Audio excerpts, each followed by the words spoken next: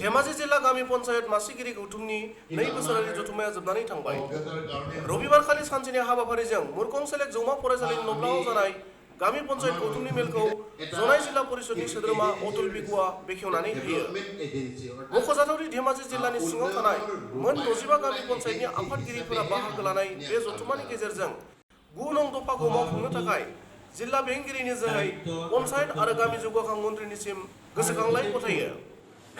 আমাৰ পঞ্চায়ত ব্যৱস্থা বিকেন্দ্ৰীকৰণ যিটো আমাৰ পঞ্চায়তত কিছুমান সংশোধনী কৰিবলগীয়া হৈ আছে, সেই পঞ্চায়তখন সংশোধন কৰি আমাৰ যিখিনি পঞ্চায়তৰ প্ৰতিনিধিসকলৰ যিখিনি ব্যৱস্থা যিখিনি আমি সুবিধা পাব লাগে সেইখিনি আমি ব্যৱস্থা পাবৰ কাৰণে পঞ্চায়তৰ আমাৰ আইনখন সংশোধন কৰিবৰ কাৰণে আমি এটা দাবী জনাইছোঁ।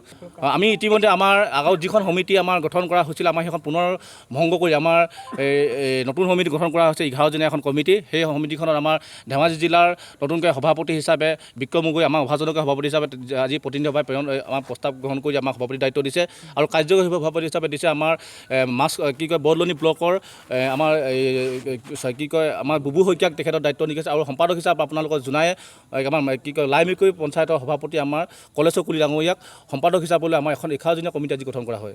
गुबुन फारसेथिं बे जथुमनि गेजेरजों गोजाम आफादखौ सिफायना बिक्रम गगैखौ आफादगिरि आरो कमलेश्वर कुलिखौ गाहाय नेहाथारि महरै सायख'ना गोदान आफादखौ दाफुंनाय जायो।